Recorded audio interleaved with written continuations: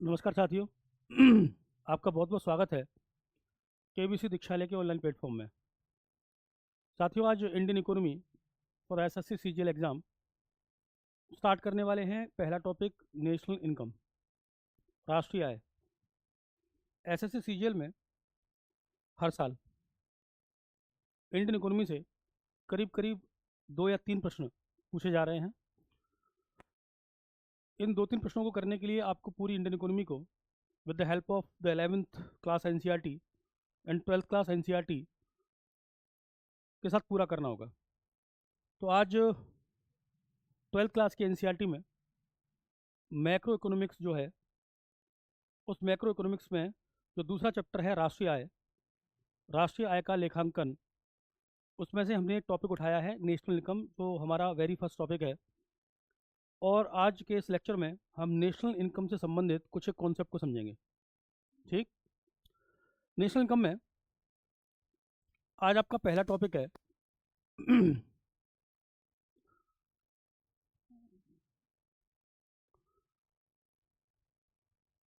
Sectors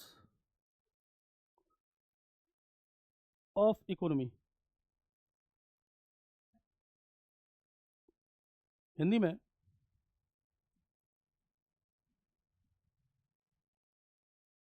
अर्थव्यवस्था के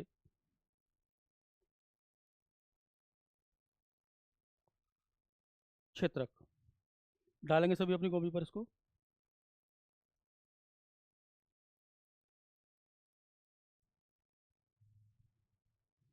अर्थव्यवस्था के क्षेत्रक, sectors of economy.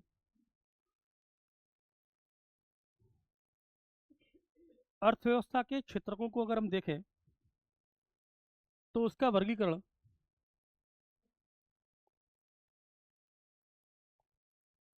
Categorised by NSO, इसका वर्गीकरण किया गया है एनएसओ द्वारा। क्या किया गया है इसका वर्गीकरण? The categorised by NSO. NSO means national statistical organisation, राष्ट्रीय सांख्यिकी संगठन, जो कि हिंदुस्तान में सरकार को कई चीज़ों पर, स्पेशली इकोनॉमी के टर्म्स में, डाटा कलेक्ट करवाने का काम करता है। तो एनएसओ ने अर्थव्यवस्था को 3 क्षेत्रकों में बांटा है। कितने क्षेत्रों में बांटा है? 3 क्षेत्रकों में। आप तीनों क्षेत्रकों को बनाएंगे।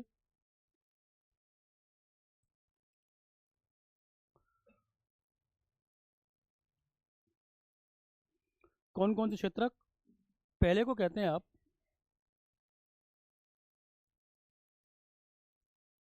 प्राथमिक क्षेत्रक, जिसको इंग्लिश में कहते हैं आप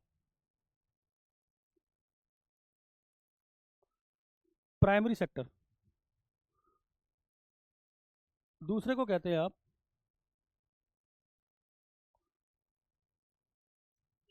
द्वितीयक क्षेत्रक, इंग्लिश में कहते हैं इसको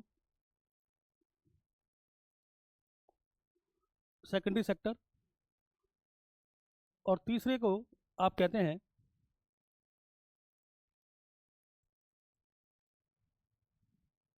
तृतीयक क्षेत्रक,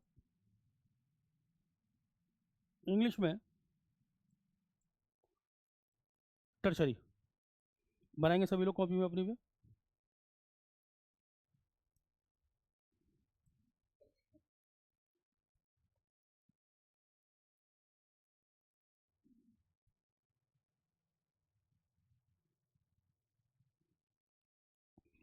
good afternoon Tanvi.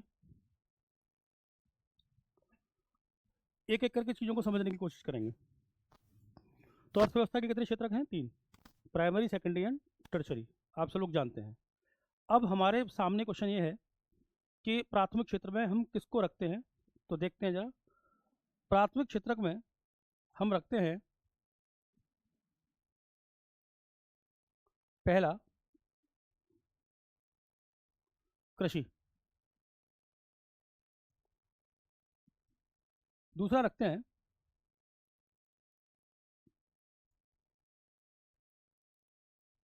Live stock, जिसको आप हिंदी में पशुधन या पशुपालन भी कह सकते हैं। तीसरा फिशिंग जिसको हिंदी में मत्स्यन कहते हैं। चौथा माइनिंग, जिसको आप खनन कहते हैं। और पांचवा क्वेरिंग, जिसको आप हिंदी में उत्खनन कहते हैं। Means there are 5 economic activities which are included in the primary sector. Number 1, the agriculture. Number 2, the livestock. Number 3, the fishing. Number 4, the mining. Number 5, quarrying. यहाँ दो शब्द दिए गए हैं, खनन और उत्खनन। आपको मैं समझा देता हूँ कि खनन और उत्खनन के बीच में क्या अंतर होता है। रफली जब भी खनन की बात की जाएगी तो इसका मतलब होता है धातु का निष्कर्षण, यानी कि जब धातु निकाली जाती है, means the exploration of the metal, तो वो क्या कहलाता है, माइनिंग। और जब बात की जाती है उत्खनन की, तो इसका मतलब होता है जब आप किसको निकाल रहे होते हैं, या रेत को, तो अगर आप कोटा स्टोन प्राप्त कर रहे हैं, संगमरमर प्राप्त कर रहे हैं, तो इसको क्या कहेंगे आप, क्वेरिंग, उत्खनन। तो खनन और उत्खनन के बीच में डिफरेंस समझ में आया। When you explore the metal, mining. When you explore the stone और द डस्ट, तो क्या कहलाएगा वो, क्वेरिंग, उत्खनन। डिफरेंस समझ में आया खनन और उत्खनन के बीच में। चलिए दोबारा चलते हैं अपने उसी चार्ट पर। तो प्राथमिक क्षेत्रक में agriculture, live stock, fishing, mining और क्या आती है, क्वेरिंग। क्लियर। ऋतु सिंह भारती, राधे राधे। विष्णु सिंह MTR, राधे राधे। चलिए दूसरा कौन सा क्षेत्रक है, द्वितीय क्षेत्रक। द्वितीय क्षेत्रक में किसको रखते हैं उसको देख लेते हैं। द्वितीय क्षेत्रक में सबसे पहले रखा जाता है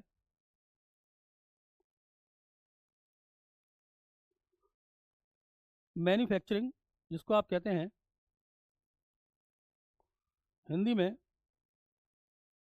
विनिर्माण। दूसरा द्वितीय क्षेत्रक में रखा जाता है कंस्ट्रक्शन, जिसको आप कहते हैं निर्माण। यानी कि उन सभी सेक्टर को जहां आप वैल्यू ऐड कर रहे हैं, जहां आप कुछ मूल्य जोड़ रहे हैं, उन सभी सेक्टर को आप कहाँ लेकर आते हैं, सेकेंडरी सेक्टर में। के अलावा आप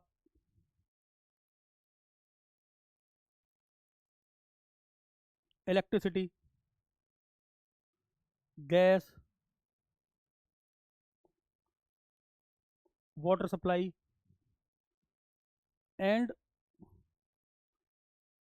अदर यूटिलिटी सर्विसेज को भी कहाँ रखते हैं,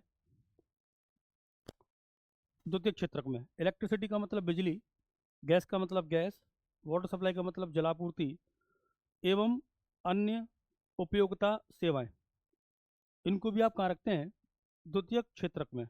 अब यहाँ की पॉइंट क्या है, यहाँ की पॉइंट ये है बच्चों कि यहाँ लिखा हुआ है यूटिलिटी सर्विसेज। तो आपको कन्फ्यूजन का पॉइंट क्या बन सकता है, आपको कन्फ्यूजन का पॉइंट ये बन सकता है कि सर्विसेज लिखा हुआ है, उसके बावजूद भी कहाँ पहुँच रही है वो, सेकेंडरी सेक्टर में। तो आपको एक कन्फ्यूजन का पॉइंट नहीं रखना है। इलेक्ट्रिसिटी, गैस, वाटर सप्लाई और दूसरी भी जितनी भी उपयोगिता सेवाएं हैं, उन सबको आप कहाँ रखते हैं, द्वितीय क्षेत्रक में, तो सेकेंडरी सेक्टर में।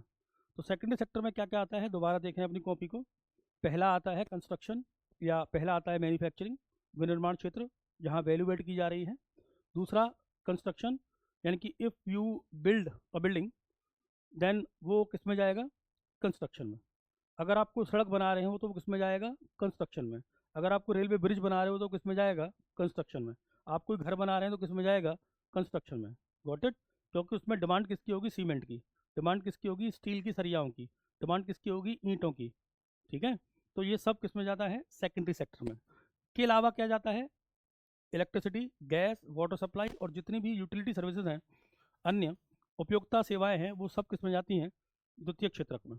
ठीक, किसकी बारी आती है अब? तृतीय क्षेत्रक की। तृतीय क्षेत्रक को आप कौन सा सेक्टर कह देते हैं? देसी भाषा में आप इसको सर्विस सेक्टर भी कह देते हैं। कौन सा सेक्टर? सर्विस सेक्टर, या मैं ऊपर लिख दे रहा हूं यहां पर सेवा क्षेत्र। क्या कह देते हैं इसको आप? सेवा क्षेत्र बनाएंगे, सर्विस सेक्टर। तो तृतीय क्षेत्र को भी क्या कह देते हैं आप? सेवा क्षेत्र कह देते हैं। पूनम चौधरी, सर मैन्युफैक्चरिंग और कंस्ट्रक्शन दोनों में क्या डिफरेंस है? बिल्कुल ठीक पूनम। चलिए, पूनम ने पूछा है क्वेश्चन कि कंस्ट्रक्शन और मैन्युफैक्चरिंग में क्या डिफरेंस है। ठीक है, देखते हैं उसको। लेकिन पहले आप तृतीय क्षेत्र में लिख लीजिए सर्विस सेक्टर। ये काम अभी टर्सरी सेक्टर का अधूरा है, इसको भी पूरा करते हैं। ठीक है, चलिए एक रफली पेज निकालते हैं और इस रफली पेज पर कंस्ट्रक्शन और मैन्युफैक्चरिंग के बीच में डिफरेंस समझाने की कोशिश करते हैं। देखिएगा ध्यान से। पहला वर्ड है हमारे पास कंस्ट्रक्शन और दूसरा वर्ड है हमारे पास मैन्युफैक्चरिंग। ठीक है, मैन्युफैक्चरिंग में क्या किया आपने? मैन्युफैक्चरिंग में आपने एक रॉ मटेरियल लिया। रॉ मटेरियल को हिंदी में कच्चा माल कहते हैं। ठीक है, जैसे कि मान के चलते हैं आपने आयरन ओर लिया। आयरन ओर को क्या कहेंगे आप? लौह अयस्क। ठीक है, ध्यान से समझना आप। आपने जब आयरन ओर लिया तो इस आयरन ओर से आपने क्या बना ली? Steel. It means iron ore में आपने क्या ऐड की? वैल्यू। और वैल्यू ऐड करके इसको क्या बना दिया? स्टील। क्लियर? अब स्टील का यूज सीधे तो होगा नहीं। स्टील का डिमांड किसने किया? स्टील का डिमांड किया उस इंडस्ट्री ने जो इंडस्ट्री क्या बनाती थी? व्हील। बात नहीं भाई? इट मीन्स इस प्रोसेस ऑफ द प्रोडक्शन में स्टील एक इंटरमीडिएट गुड हुई। हिंदी में कौन सी वस्तु हुई? कौन सी वस्तु हुई? माध्यमिक वस्तु। गॉट इट और नॉट? क्योंकि स्टील का सीधा कंजप्शन नहीं हो रहा। कौन सी वस्तु हुई? माध्यमिक वस्तु। और इस स्टील से क्या बनाया गया? व्हील। तो व्हील ने भी स्टील में क्या की? तो यहाँ लिख दे रहा हूँ, क्या की? वैल्यू ऐड की। तो स्टील इंडस्ट्री भी किस में जाएगी? मैन्युफैक्चरिंग में, क्योंकि उसने वैल्यू ऐड किया आयरन ओर में। और स्टील में वैल्यू ऐड करके व्हील मैन्युफैक्चरिंग कंपनी ने क्या किया? व्हील बनाया, पहिया बनाया। उसने भी क्या किया इसमें? और व्हील को आपने सीधे क्या कर लिया? मान के चलते हैं सीधे आपने क्या कर लिया? कंज्यूम कर लिया। इसका मतलब ये हुआ कि व्हील यहाँ पर कैसी गुड्स हुई? कैसी वस्तु हुई? फिनिश्ड गुड्स, हिंदी में अंत्यज वस्तु। और इन दोनों इंडस्ट्री ने या दोनों उद्योगों ने वैल्यू ऐड की है। इट मीन्स जहाँ वैल्यू ऐड हो रही है वो सारे सेक्टर क्या माने जाएंगे? Manufacturing sector. क्या माने जाएंगे? Manufacturing sector. क्लियर? दूसरा कौन सा वर्ड है? दूसरा वर्ड है कंस्ट्रक्शन। कंस्ट्रक्शन की जब हम बात कर रहे हैं तो कंस्ट्रक्शन का हिंदी में क्या लिखा हुआ है? तो आपने कहा हिंदी में लिखा हुआ है निर्माण। आपने इस स्टील इंडस्ट्री के लिए कोई बिल्डिंग बनाई। क्या बनाई? कोई बिल्डिंग। तो ये बिल्डिंग किस में जाएगी? कंस्ट्रक्शन में। तो निर्माण कार्य जितने भी हैं जो कि इंफ्रा को डेवलप कर रहे हैं, जो कि आधारभूत ढांचा का विकास कर रहे हैं, वो सब किस में जाएंगे? कंस्ट्रक्शन में। तो कंस्ट्रक्शन और मैन्युफैक्चरिंग में अंतर क्या होता है? मैन्युफैक्चरिंग में आप वैल्यू ऐड कर रहे होते हैं। क्या ऐड कर रहे होते हैं? वैल्यू ऐड कर रहे होते हैं। और उस वैल्यू को ऐड करने के लिए जब किसी इंफ्रा की जरूरत पड़ती है, किसी बिल्डिंग की जरूरत पड़ती है, किसी स्टैब्लिशमेंट की जरूरत पड़ती है, तो वो किस में जाता है? कंस्ट्रक्शन में। क्लियर हुई बात? तो स्टील इंडस्ट्री के लिए आपने जो बिल्डिंग बनाई वो कंस्ट्रक्शन में, और स्टील इंडस्ट्री जो काम कर रही है वो मैन्युफैक्चरिंग में। क्लियर हुई बात? या व्हील बनाने के लिए जो इंडस्ट्री लगाई आपने इस बिल्डिंग में वो कंस्ट्रक्शन में, और व्हील बनाने वाली कंपनी जो काम कर रही है दैट इज मैन्युफैक्चरिंग। तो विनिर्माण का मतलब क्या हुआ? विनिर्माण का मतलब हुआ जहाँ क्या ऐड की जा रही है? वैल्यू ऐड की जा रही है, मूल्य जोड़ा जा रहा है। वो सारे सेक्टर, वो सारे क्षेत्र क्या कहलाएंगे? विनिर्माण क्षेत्र, मैन्युफैक्चरिंग सेक्टर। बात समझ में गई पूनम? क्लियर है बात ये? क्लियर है तो आप बता दीजिए जिससे कि आगे बढ़ा जाए। आप सभी को क्लियर है भाई? आगे बढ़ जाए इसमें फिर। चलिए आगे बढ़ते हैं, दोबारा लौटते हैं उसी चार्ट पर। तो हम किसकी बात कर रहे थे? तृतीयक क्षेत्रक की। ठीक है, तृतीयक क्षेत्रक में हमने किसको कहा? सेवा क्षेत्र को, सर्विस सेक्टर को। अब सर्विस सेक्टर में कौन सी चीज़ें आती हैं? बहुत सारी चीज़ें आती हैं, जैसे इसमें आते हैं क्या? ट्रेड। नोट करें, यानी कि व्यापार किस में आता है? सर्विस सेक्टर में। व्यापार किस में आता है? सर्विस सेक्टर में। इसमें आता है होटल, यानी कि होटल में जो हॉस्पिटैलिटी आपको दी जाती है, जो एकोमोडेशन आपको दिया जाता है, जो सर्विसेज आपको प्रोवाइड कराई जाती हैं, वो सब किस में आती हैं? सर्विस सेक्टर में। क्लियर बात? के अलावा ट्रांसपोर्टेशन, परिवहन किस में जाता है? सर्विस सेक्टर में। क्लियर? इसके अलावा मैं ऊपर लिख दे रहा हूं,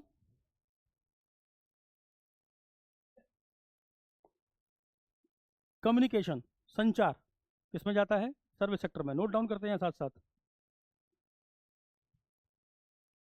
ठीक है,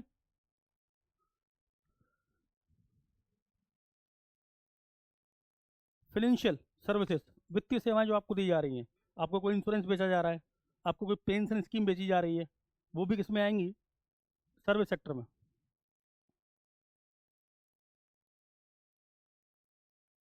रियल एस्टेट, जमीन की खरीद फरोख्त, ये भी किस में जाती है? सर्विस सेक्टर में। जितनी भी प्रोफेशनल सर्विसेज हैं, प्रोफेशनल सर्विसेज का मतलब, जैसे हम एक एजुकेटर हैं, आपको प्रोफेशनल सर्विस दे रहे हैं, जैसे कि डॉक्टर है, वो आपको प्रोफेशनल सर्विस दे रहा है जैसे कि वकील है, वो आपको प्रोफेशनल सर्विस दे रहा है। तो जितनी भी प्रोफेशनल सेवाएं हैं, वो सब किस में जाएंगी? सर्विस सेक्टर में। नोट डाउन करते हैं साथ साथ। क्लियर? के अलावा डिफेंस भी किस में आता है? सर्विसेज में। ठीक है, जो आपको डिफेंस सर्विसेज प्रोवाइड करा रहा है। के अलावा जो आपके अधिकारी हैं, वो आपको पब्लिक एडमिनिस्ट्रेशन, लोक सेवाएं या लोक प्रशासन में योगदान कर रहे हैं, वो भी किस में जाएंगे? सर्विस सेक्टर में। तो सर्विस सेक्टर में क्या क्या इंक्लूड होगा? Number 1 the trade, number 2 hotel, number 3 transportation, number 4 communication, number 5 financial services, real estate services, defence services, professional services और पब्लिक एडमिनिस्ट्रेशन। ये सब किस में जाते हैं? सर्विस सेक्टर में। क्लियर है बात सभी को? क्लियर है? तो दोबारा देखिए, there are 3 sector of the economy categorised by NSO. National statistical organisation ने अर्थव्यवस्था के कितने क्षेत्रक देखे? 3। ठीक है, प्राइमरी सेक्टर में किसको रखा? Agriculture, live stock, fishing, mining, quarrying. Clear? Secondary sector में किसको रखा? मैन्युफैक्चरिंग, जहां वैल्यू एडिशन हो रहा है। Number 2 the construction, number 3 electricity, gas, water supply and other utility services, दूसरी उपयोगिता सेवाएं। ठीक है, तीसरा टर्शरी सेक्टर में किसको रखा? The service sector, means trade services, hotel services, transportation services, public admission services, defence services, real estate services, communication services, financial services, professional services, इन सबको रख दिया। यहाँ तक क्लियर है बात? Very good. अब ये तो हमारी अर्थव्यवस्था के सेक्टर थे, सभी को समझ में आया भाई बात? थम्स अप कर दें आप, सबको समझ में आया? बिल्कुल, रिंकी चौधरी। बिल्कुल, टर्शरी में बैंक भी होगा, बिल्कुल बैंक भी होगा, क्योंकि बैंक में कौन सी सर्विसेज दी जा रही हैं? Financial services. कौन सर्विस दी जा रही हैं? Financial service. इस सर्विसेज में या इसमें कहीं कोई दिक्कत है आपको, या कोई आपका प्रश्न है, तो आप पूछ सकते हैं मुझसे। बिल्कुल बैंक इसमें आएगा, फाइनेंशियल सर्विसेज में, इसमें कोई डाउट नहीं है। नहीं तो फिर आगे की बात करते हैं, आगे बढ़ जाएं इसमें। सभी को समझ में आया? ठीक है, ओके। अब हम देखते हैं कि इन सर्विसेज का आपकी इकोनॉमी में क्या कंट्रीब्यूशन है, क्या शेयर है। ठीक है, और इस शेयर का हाल ही में ट्रेंड क्या है। बात समझ में आई? चलिए देखते हैं, देखिएगा जरा। आपको ऊपर देखने को मिल रहा है composition in terms of percentage of nominal GVA, यानी कि नॉमिनल जीवीए में किस किस सेक्टर का कितना कितना परसेंटेज कॉम्पोजिशन है, कितना कितना परसेंटेज कॉन्ट्रीब्यूशन है, योगदान है। इसमें प्राइमरी सेक्टर को ग्रीन ब्लॉक से दिखाया गया है, सेकेंडरी सेक्टर को येलो ब्लॉक से दिखाया गया है, और टर्सरी सेक्टर को स्काई ब्लू कलर से दिखाया गया है। देख रहे हैं आप इस बात को? तो चलिए डालते हैं अपनी कॉपी पर हेडिंग, क्या शेयर का मतलब भागीदारी, किसमें? शेयर टू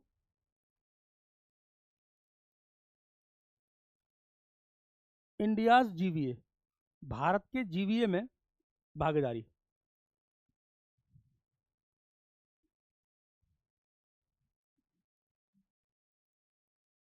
देखें, चलिए जीवीए को क्या कहते हैं सर? जीवीए को मैं यहां लिख दे रहा हूं। जीवीए का मतलब होता है ग्रॉस वैल्यू एडिशन।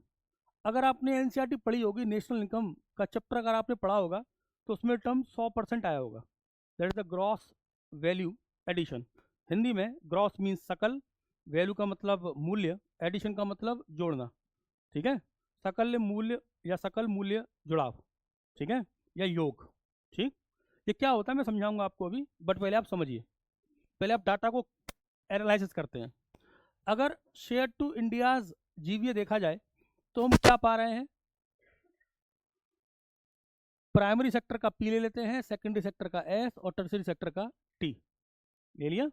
तो प्राइमरी सेक्टर का ग्रॉस वैल्यू एडिशन में जो कंट्रीब्यूशन है वो कितना है? तो आप कह रहे हैं 2024-25 का जो फाइनेंशियल ईयर है उसमें हमको प्राइमरी सेक्टर का ग्रॉस वैल्यू एडिशन में कंट्रीब्यूशन कितना देखने को मिल रहा है? 19.6%। क्लियर? सेकेंडरी सेक्टर का कंट्रीब्यूशन कितना देखने को मिल रहा है? 25%।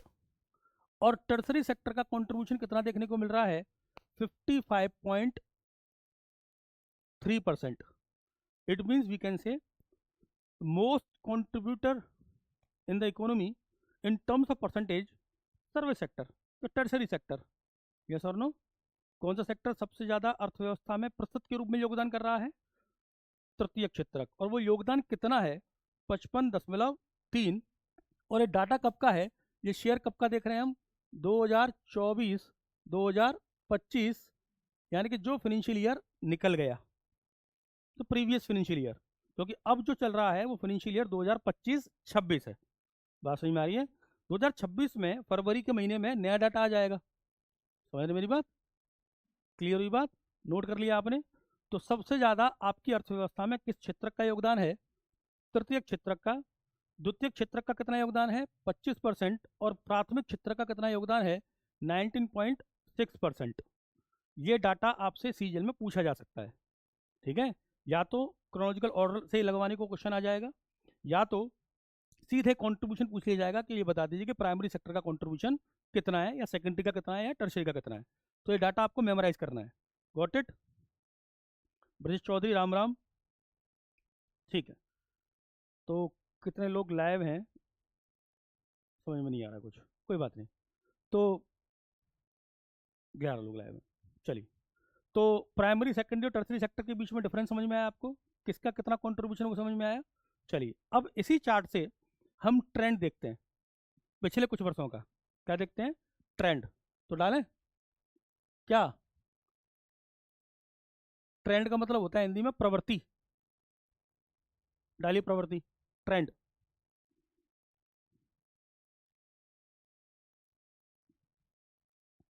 कि इन क्षेत्रों के योगदान में क्या कोई कमी आई है या कोई बढ़ोतरी हुई है, वो देख लेते हैं पिछले कुछ सालों में। देख लें, तो पहले देखते हैं प्राइमरी सेक्टर का।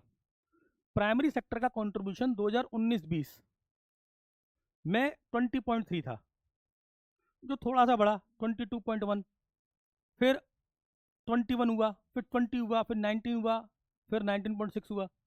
इसका मतलब प्राइमरी सेक्टर में बहुत ज़्यादा फ्लक्चुएशन आपको देखने को नहीं मिल रहा, ऑलमोस्ट स्टैगनेंट है, लगभग कैसा है? स्थिर। और कहाँ से कहाँ तक वेरी कर रहा है? फ्रॉम 19 टू 21, 19 से 21 के बीच में क्या कर रहा है, वेरी। यस और नो। सेकंड, अगर मैं सेकेंडरी सेक्टर को देखूं तो सेकेंडरी सेक्टर में आपको 2019-20 में 25 देखने को मिल रहा है कंट्रीब्यूशन, फिर 25.6, फिर 26.8, फिर 25.6, फिर 25.7, फिर 25। इसका मतलब यहाँ सेकेंडरी सेक्टर का जो कंट्रीब्यूशन है पिछले 4-5 सालों में, 6 सालों में, उसमें भी आपको स्टैग्नेंट देखने को मिल रहा है। का मतलब वो रह रहा है करीब 25 से 26 के बीच में।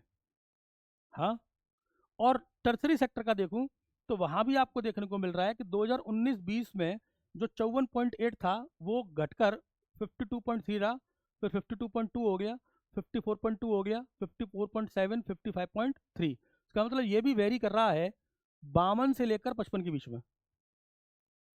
बोलो भाई। इसका मतलब मैं अगर ट्रेंड देखूं इन इकोनॉमी, अर्थव्यवस्था में अगर ट्रेंड इन इकोनॉमी, तो हमको कैसा ट्रेंड देखने को मिल रहा है, कैसा ट्रेंड देखने को मिल रहा है, लगभग कैसा देखने को मिल रहा है, लगभग स्थिर, है ना। क्लियर बात। तो आज से 6 साल पीछे की तरफ जाऊं तब भी प्राइमरी सेक्टर का कंट्रीब्यूशन सेकेंडरी सेक्टर के मुकाबले कम था, सेकेंडरी सेक्टर का कंट्रीब्यूशन टर्सरी सेक्टर के मुकाबले कम था। बोलो। यानी कि सर्विस सेक्टर कंट्रीब्यूशन पिछले 6 सालों को अगर देखूं तो मोर देन 50% है इकोनॉमी में। और अगर सेकेंडरी सेक्टर का देखूं तो वो कंट्रीब्यूशन अप्रॉक्स 25% है। और अगर मैं प्राइमरी सेक्टर का देखूं तो वो अप्रॉक्स 19% है। इसका मतलब ट्रेंड क्या है इकोनॉमी में, कैसा है, स्टेगनेंट। ट्रेंड क्या है इकोनॉमी में, अर्थव्यवस्था में प्रवृत्तियां क्या दिख रही हैं, लिख लिया आपने, कैसी प्रवृत्तियां हैं, स्थिर प्रवृत्तियां हैं, स्टेगनेंट टेंडेंसीज। ठीक है, क्लियर है बात यहां तक सभी को।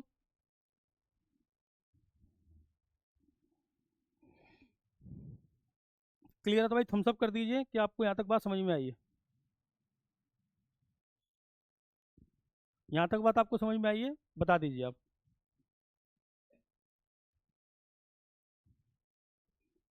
यहाँ तक बात समझ में आई है तो फिर ग्रॉस वैल्यू एडिशन को समझेंगे अब हम। इसको समझेंगे, ग्रॉस वैल्यू एडिशन को। ठीक है, ओके तन्वी, ओके चलिए। तो आप किसको समझते हैं, the term gross value addition.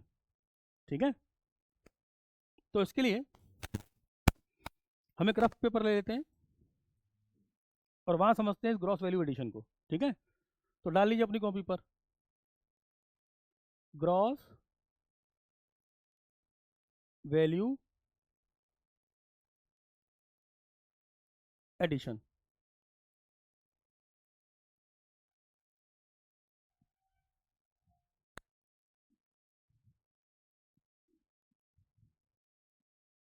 ठीक है, ग्रॉस वैल्यू एडिशन को हम दो तरीके से समझेंगे, इन टर्म्स ऑफ गुड्स वैल्यू, और दूसरा इन terms of basic price. Hindi में वस्तु के मूल्य के संदर्भ में या वस्तुओं के मूल्य के संदर्भ में।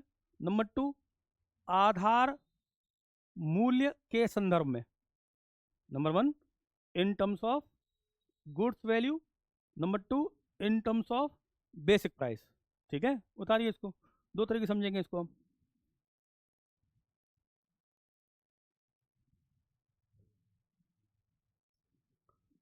और आपको अगर समझ में नहीं आया क्योंकि बहुत कॉम्प्लेक्स है, आपको नहीं समझ में आए वहीं आप रोक दीजिएगा, मैं दूसरे तरीके से उसको समझा दूंगा। वैसे मैं कोशिश करूंगा कि आपको बहुत आसान भाषा में समझाऊं। ठीक है,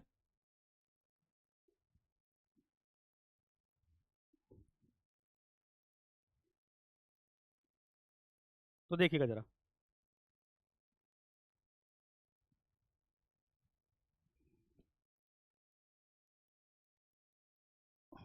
समझते हैं इसको, है ना, समझे। और अगले 15 मिनट में आप इसी को समझिए। ठीक है, मान के चलते हैं कोई वस्तु है एक्स। ठीक है, इस वस्तु का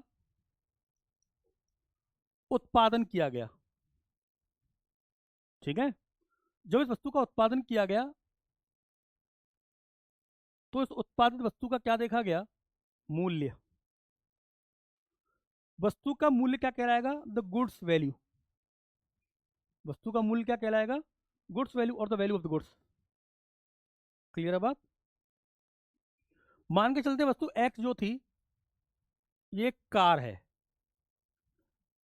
ठीक है। किसी भी इकोनॉमी में एक फाइनेंशियल ईयर में जो भी गुड्स प्रोड्यूस की जाती है, जो भी गुड्स प्रोड्यूस की जाती है, जब उसकी वैल्यू को आप देखते हैं तो वो क्या कहलाती है, तो वो कहलाती है उस देश की जीडीपी। यस और नो, क्या कहलाती है उस देश की, यानी कि उस देश की जीडीपी मापने के लिए हमने ये माप लिया कि हमने या उस देश ने कितनी कारों का उत्पादन किया और उन कारों का मूल्य क्या था। समझ पाए मेरी बात।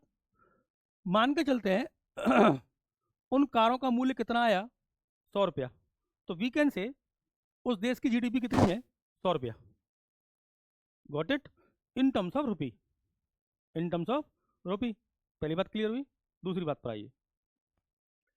इस कार के उत्पादन के अलावा, इस कार के उत्पादन के अलावा इस कार में और भी वस्तुएं प्रयोग की गई होंगी, और जो वस्तुएं इस कार के उत्पादन में प्रयोग की गई होंगी उन वस्तुओं को आप क्या कहेंगे, उन वस्तुओं को कहेंगे आप माध्यमिक वस्तुएं, that is the intermediate goods.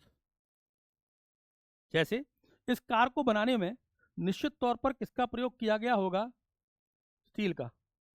इस कार को बनाने में किसका प्रयोग किया गया होगा, व्हील्स का मतलब पहियों का।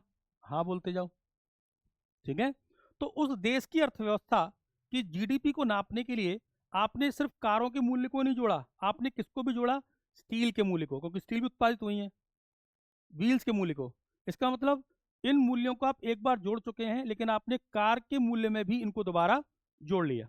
और ये कौन सी वस्तुएं थी, माध्यमिक वस्तुएं। कौन सी वस्तुएं थी, इसका मतलब क्या हुआ कि गुड्स की वैल्यू, व्हील्स की जो गुड्स है या स्टील जो गुड्स है, उस गुड्स की वैल्यू कितनी बार इकोनॉमी में जुड़ गई, कभी कभी 3 बार भी। कितनी बार जुड़ गई, 2 बार। इससे जीडीपी का साइज तो लग रहा है कि बहुत बड़ा हो गया, लेकिन एग्जैक्टली इन वस्तुओं के मूल्य को आपने मोर देन 1 टाइम्स जोड़ दिया, जोड़ दिया। इसीलिए इन टर्म्स ऑफ गुड्स वैल्यू हमको सही जीडीपी को मापने के लिए किसका यूज करना चाहिए, ग्रॉस वैल्यू एडिशन का। तो यहाँ in terms of goods value gross value addition हमको कैसे पता लगेगा, जब हम जो हमारा आउटपुट है उस आउटपुट की वैल्यू में से, आउटपुट क्या था हमारा, कार, आउटपुट क्या था हमारा, स्टील, आउटपुट क्या था हमारा, व्हील्स, उस आउटपुट वैल्यू में से किसकी वैल्यू को घटा दें, इंटरमीडिएट जो वैल्यू है अगर उसको घटा दिया जाए तो सही मायने में क्या निकल कर आएगा, ग्रॉस वैल्यू एडिशन। यानी कि हमको ये पता लगेगा कि अर्थव्यवस्था में वास्तविक तौर पर उत्पादन कितना हुआ। तो in terms of goods value what is the formula of GVA, GVA equals to output value minus intermediate value और intermediates value. Clear, formula clear है, बनाइए इस फॉर्मूले को।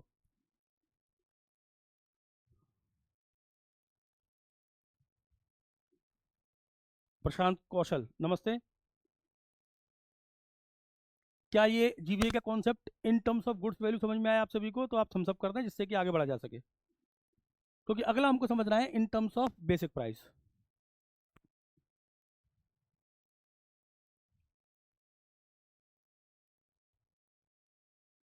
ठीक है,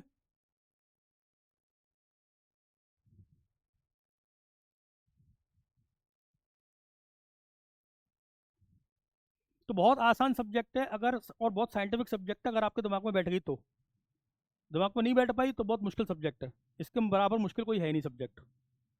ठीक है, तो यहाँ समझ में आया, this is the gross value addition in terms of goods value, in terms of goods value.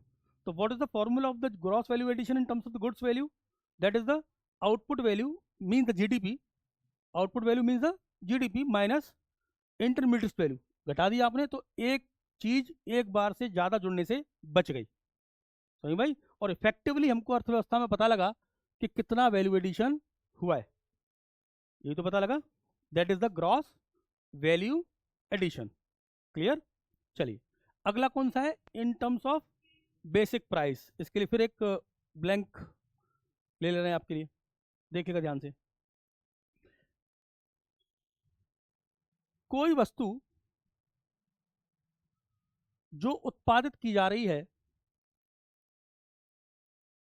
Mean the produced commodity और द प्रोड्यूस्ड गुड्स, उस उत्पादित वस्तु के दो मूल्य होते हैं, या मूल्य मत कहिए, कहिए दो कीमतें होती हैं।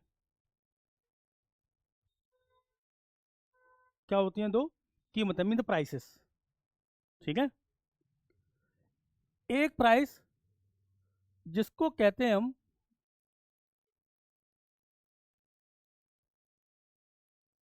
बेसिक प्राइस, और एक प्राइस जिसको हम कहते हैं कौन सी प्राइस? मार्केट प्राइस, बाजार मूल्य। एक को कहते हैं आधार मूल्य और एक को क्या कहते हैं? बाजार मूल्य। ध्यान से समझिएगा, बहुत ही डेप्थ कॉन्सेप्ट है और बहुत काम आने वाला है। अगर आपने एनसीईआरटी पढ़ोगी तो जीवीए को कैलकुलेट करने के दोनों मेथड लिखे हुए हैं एनसीईआरटी में, मैं कुछ नई बात नहीं बता रहा हूँ आपको। बेसिक प्राइस और मार्केट प्राइस में क्या अंतर होता है उसको समझ लेते हैं, ठीक है। मान के चलते हैं इस उत्पादित वस्तु में लागत आई इस वस्तु को उत्पादित करने में लागत क्या आई? 70 रुपये। ठीक है। और जिसने इस वस्तु को उत्पादित किया उसने भी अपना प्रॉफिट जोड़ दिया 30 रुपये का।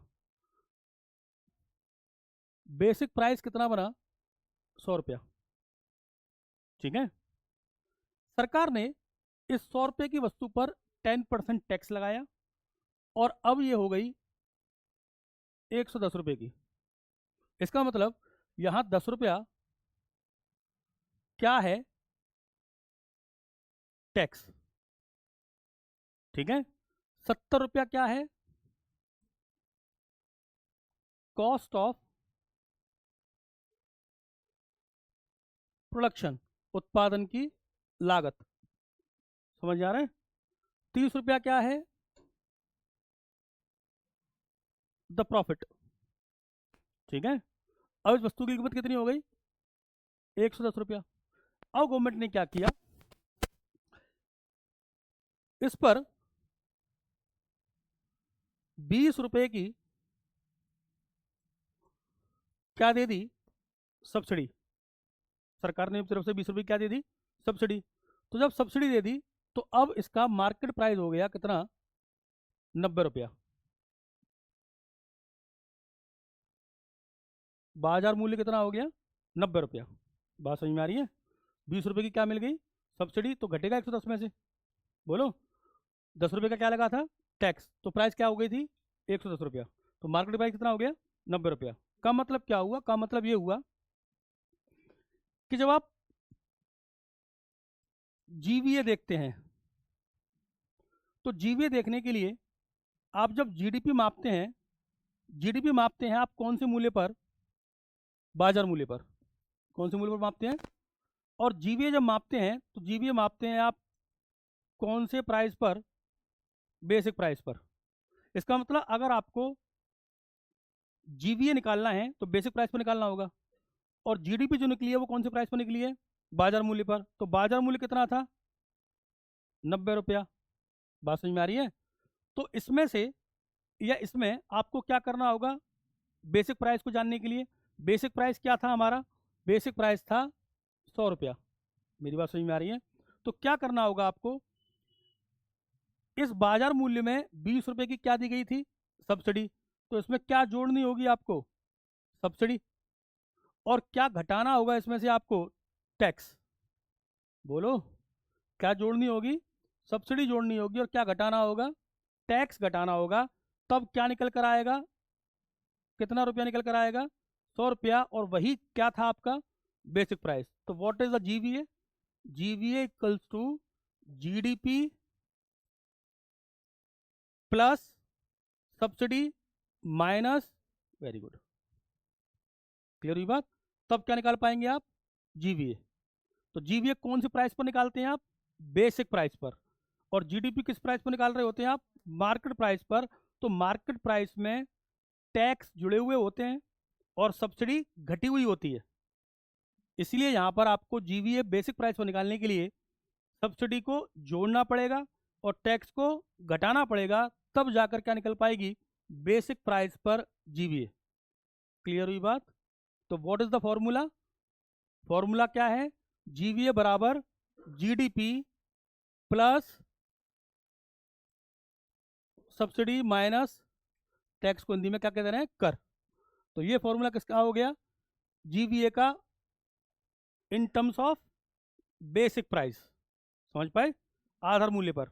क्लियर है सभी को, सभी को क्लियर है तो भाई थम्स अप कर दें प्लीज। समझ में आई वो चीज़ तो थम्स अप कर दें प्लीज आप, और नहीं समझ में आए दोबारा समझा देंगे आपको। ठीक है, तो ग्रॉस वैल्यू एडिशन को कितने टर्म्स में देख सकते हैं हम, दो टर्म्स में, इन terms of goods value, in terms of basic price. ठीक है, तो बेसिक प्राइस निकालने के लिए क्या करना पड़ता है, मार्केट प्राइस में से बेसिक प्राइस को निकालने के लिए क्या करना पड़ता है, तो मैं लिख दे रहा हूँ यहाँ पर लिख दे रहा हूँ, बेसिक प्राइस को मैं बीपी से कर ले रहा हूँ। बेसिक प्राइस को निकालने के लिए क्या करना पड़ेगा, मार्केट प्राइस में सब्सिडी पड़ेगी और टैक्स, वेरी गुड, टैक्स घटाना पड़ेगा। तो कौन सा प्राइस निकल आएगा, बेसिक प्राइस। सीजीएल में ऐसा न्यूमेरिकल भी आया हुआ है प्रीवियस ईयर में, जिसमें आपको उस वस्तु की बेसिक प्राइस निकलवाई है। तीनों डाटा दे रखे हैं, जोड़ घटाव करना है आपको, कर दोगे। दिया गया है क्वेश्चन में कि बेसिक प्राइस बताइए, अगर मार्केट प्राइस इतना है, सब्सिडी इतने की दी गई और टैक्स इतना है, तो आप लगा देना फॉर्मूला, 1 सेकंड में आंसर बाहर आ जाएगा, आ जाएगा ना, कोई डाउट नहीं किसी को, बिल्कुल। तो यहाँ तक क्लियर है बात सबको। तो देखिए हमने क्या क्या देखा अभी तक, अभी तक हमने देखा कि सेक्टर्स ऑफ द इकोनॉमी कितने हैं। तो आपने इस बात को माना कि नेशनल स्टैटिस्टिकल ऑर्गेनाइजेशन ने सेक्टर्स ऑफ द इकोनॉमी कितने बताए बच्चों, 3, the primary sector, secondary sector, tertiary sector. किस चीज को किस सेक्टर में रखते हैं वो कैटेगराइजेशन देख लिया आपने। तो आप एग्रीकल्चर को, फिशिंग को, माइनिंग को, क्वेरिंग को, लाइव स्टॉक को, सबको किस में रखते हो, प्राइमरी सेक्टर में। ठीक है, सेकेंडरी सेक्टर में आप मैन्युफैक्चरिंग को रखते हो, कंस्ट्रक्शन को रखते हो, के अलावा आप रखते हो इलेक्ट्रिसिटी, गैस, वाटर सप्लाई और दूसरी यूटिलिटी सर्विसेज। ठीक है, भले ही वहाँ सर्विसेज लिखा हुआ आ रहा है, लेकिन वो किस में जाएगा, सेकेंडरी सेक्टर में। टर्सरी सेक्टर में आप किसको रखते हो, trade services, hotel, communication, transportation, professional service, public administration, defence, etcetera etcetera. इन सबको आप किसमें रखते हो, इंक्लूडिंग बैंकिंग, क्योंकि बैंकिंग कौन सी सर्विस है, फाइनेंशियल सर्विस। बैंकिंग कौन सी सर्विस है, उन सबको कहाँ रखते हो आप, टर्सरी सेक्टर में। इसके अलावा फिर क्या देखा आपने, इसके अलावा आपने देखा कि कंट्रीब्यूशन क्या है, यही तो देखा आपने, इंडिया की जीवीए में कंट्रीब्यूशन क्या है। तो इंडिया के ग्रॉस वैल्यू एडिशन में प्राइमरी सेक्टर का कंट्रीब्यूशन 2024-25 के आंकड़े के हिसाब से 19.6% है। सेकेंडरी सेक्टर में कंट्रीब्यूशन 25% और टर्सरी सेक्टर में कंट्रीब्यूशन 55.3% है। क्लियर। अगली बात क्या देखी, इकोनॉमी में ट्रेंड क्या दिख रहा है। तो पिछले 6 सालों में ट्रेंड हमको दिख रहा है कि स्टैग्नेंट कंट्रीब्यूशन है। कैसा कंट्रीब्यूशन है, स्टैग्नेंट, स्थिर देखने को मिल रहा है ट्रेंड। या कहिए कि वेरी कर रहा है, 1-2% वेरी कर रहा होता है तो स्टैग्नेंट ही मान लेते हैं उसको। बहुत बड़ा वेरिएशन होता तो फिर हम कहते हैं फ्लक्चुएशन है। बहुत ज़्यादा वेरिएशन नहीं है, स्टैग्नेंट पोजीशन है। बात समझ में आ रही है, जा रही बात दिमाग में। चलिए अगली बात करते हैं। अगली बात में आपको एक पाई चार्ट दिया हुआ है जो नॉमिनल ग्रॉस वैल्यू एडिशन में फाइनेंशियल 2024-25 में किस सेक्टर का कंपोजिशन कितना है वो बता रहा है। ये तो बता रहा है, ठीक है। तो डालेंगे ऊपर heading sectoral composition of nominal GVA in financial year 2024-25।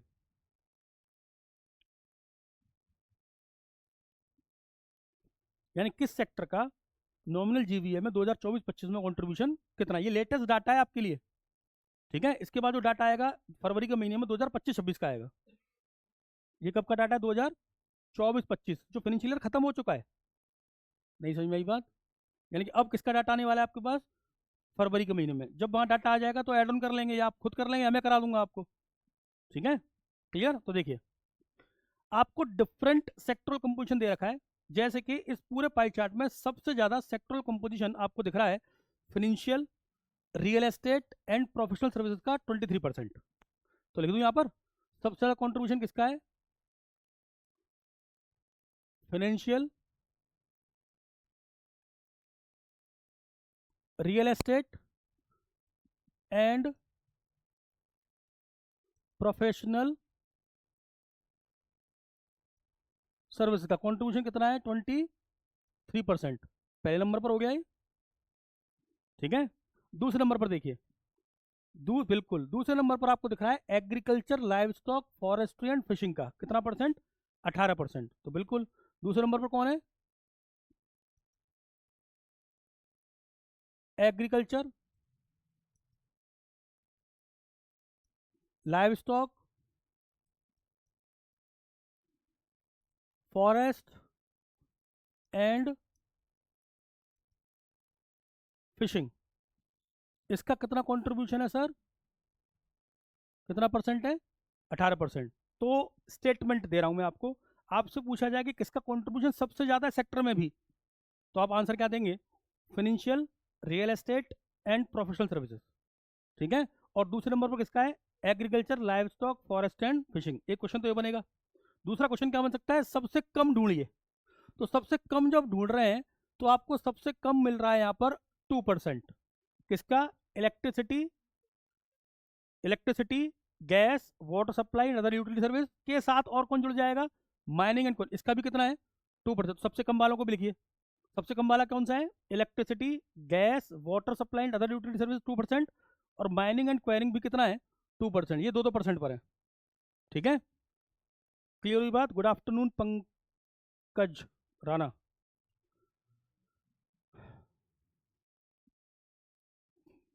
यहां तक बात समझ में आई सबको? कोई डाउट नहीं है? चलिए,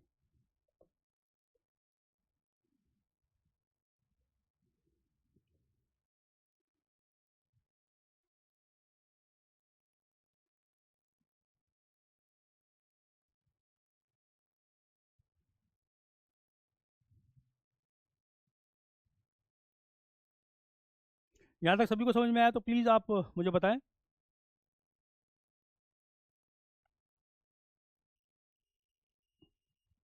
यहाँ तक समझ में आया सभी को क्या?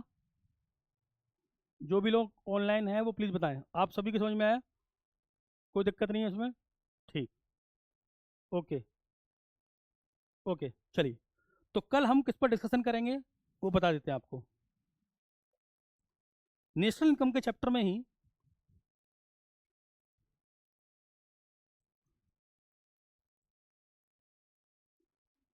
सेक्टर्स ऑफ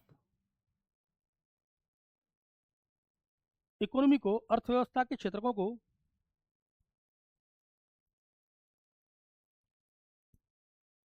दो प्रकार के क्षेत्रकों में वर्गीकृत किया जाता है या किया गया है।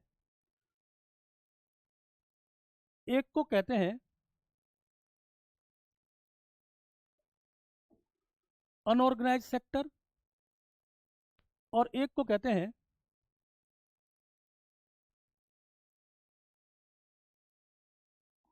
Organised sector.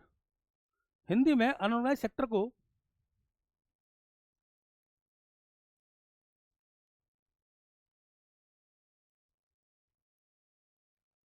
असंगठित क्षेत्र, और ऑर्गेनाइज सेक्टर को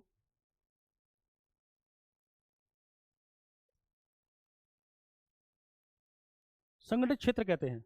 बनाइए चार्ट को, चार्ट को बनाए।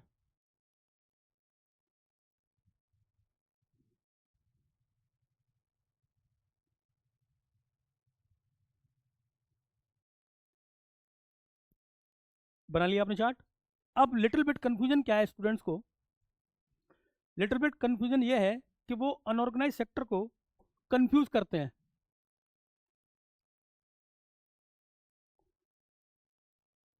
कौन से सेक्टर से? इनफॉर्मल सेक्टर से। इनफॉर्मल सेक्टर को हिंदी में कौन सा क्षेत्र कहते हैं? अनौपचारिक क्षेत्र। और ऑर्गेनाइज सेक्टर को कंफ्यूज करते हैं वो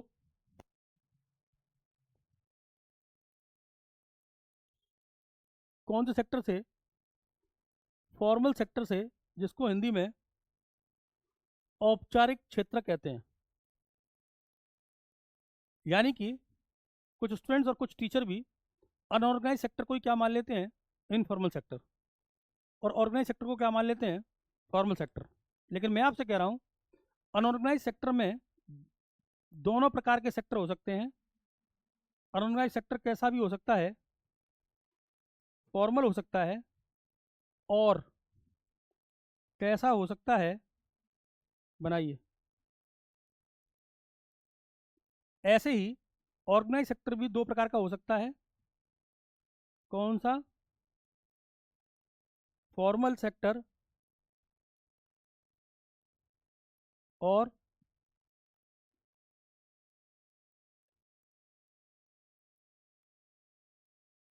इनफॉर्मल सेक्टर।